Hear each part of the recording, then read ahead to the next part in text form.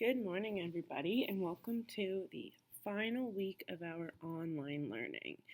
After this week, you are on summer vacation, so I need you to make sure that all of your assignments are in by Friday, June 12th. I know throughout this whole online learning process, things were allowed to be handed in on Monday, but in order to do report cards and everything, you need to have everything handed in by the 12th so that I can give you the credit or not give you the credit depending on the work you've handed in. And I have sent out emails last week letting you know how many assignments I'm missing from you if you're missing any, and that those all need to be in by the 12th. You need to have passed in every assignment and passed every assignment as well. So for this last week, we're going to be talking about parenting and different types of parenting styles. So parenting is simply caring for children and helping them develop. Your role, if you become a parent, is to understand a child's needs and to meet those needs. You need to know what they need, and you need to make sure that you're meeting those needs. So the needs that children have, they need shelter, they need food, they need clothes, they need love. You need to make sure that you're giving them all of those things. So, being a parent demands judgment in three different ways. You need to know when to back off. So, you need to know when not to be helicopter or overbearing. You need to avoid pushing or holding back. So, if a kid is afraid of something, you need to make sure that you don't push them to do it, but you also don't hold them back from doing it. And you need to adapt parenting as the child develops. So you need to make sure that your parenting style and the way that you parent is changing as your child changes and as your child grows up. You're not going to treat a 2-year-old the same as you would treat a 5-year-old or an 8-year-old, and so on and so forth.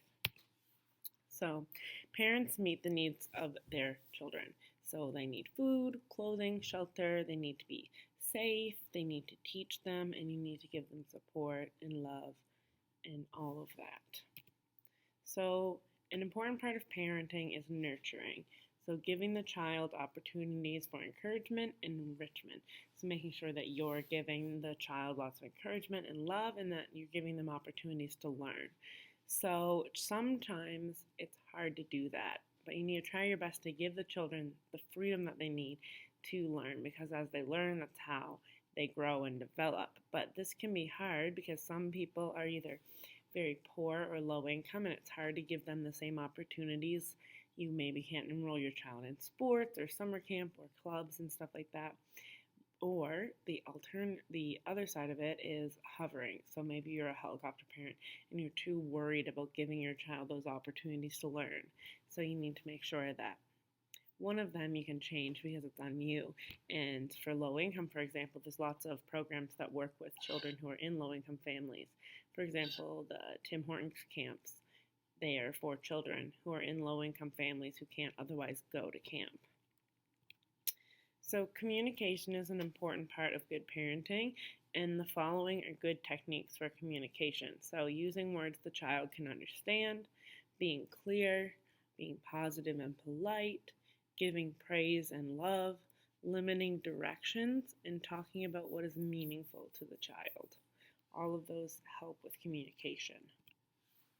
So there are 4 different types of parenting styles that we're going to be talking about. There's authoritarian, authoritative, permissive, and uninvolved. So authoritarian parenting is you believe kids should be seen and not heard. You believe it's my way or the highway. You would say things like, because I said so. You don't take your child's feelings into consideration. It's just you're the parent, they're the child. Their feelings don't necessarily matter. You're not interested in negotiating. So if the child gives an alternative, you don't want to hear it. You just want your opinion to be the one that's heard.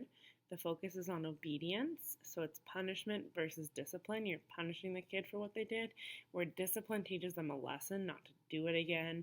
And it's sometimes not as harsh. Discipline can sometimes be a conversation. Punishment is always punitive. There's always something taken away, or a timeout, or the loss of something. So those are 2 completely different ways of handling a behavior, and punishment is the harder part, and that is the one that authoritarian parents like to use. And If you are the child of an authoritarian parent, you will most likely develop self-esteem issues. Then we have authoritative parenting. So, authoritative parenting is putting a lot of effort into creating and maintaining a positive relationship with your child. You explain the reason behind your rules, you enforce rules and give consequences, but you take your child's feelings into consideration.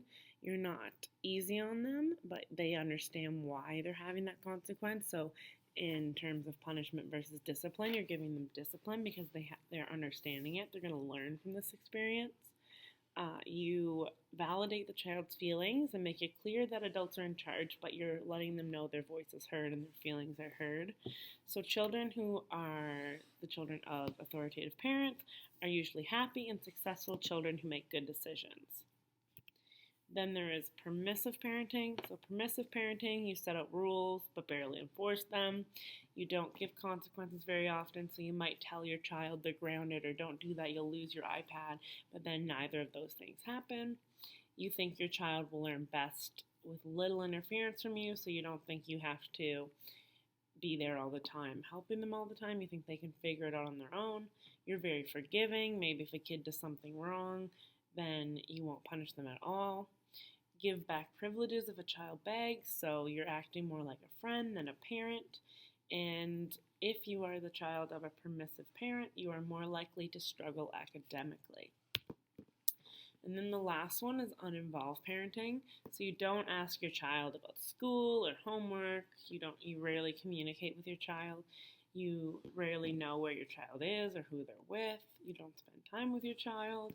There's few rules, little guidance. Essentially, the children are expected to raise themselves.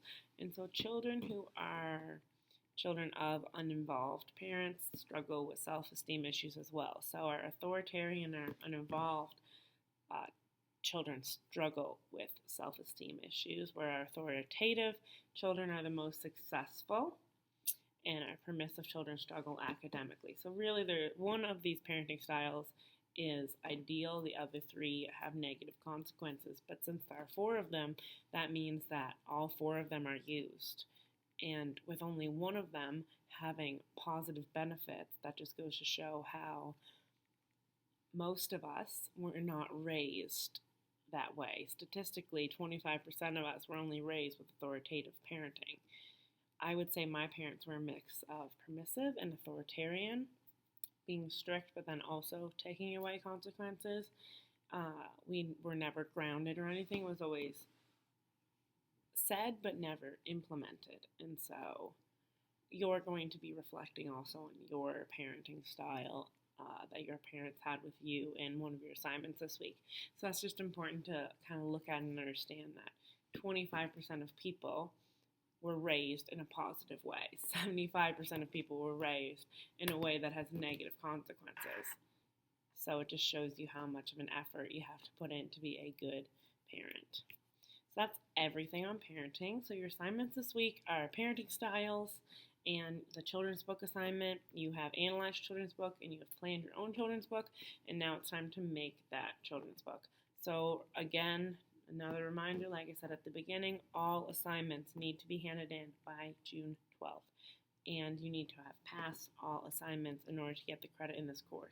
If you have any questions about that, make sure you email me before June 12th, because we will be making our decisions about the courses and the credit. And so I need to know if you have any questions about that. Also, if you have any questions about the assignment, just contact me and I'm always there to help you out. And I hope you guys have an amazing summer break, and maybe I will see you in the fall.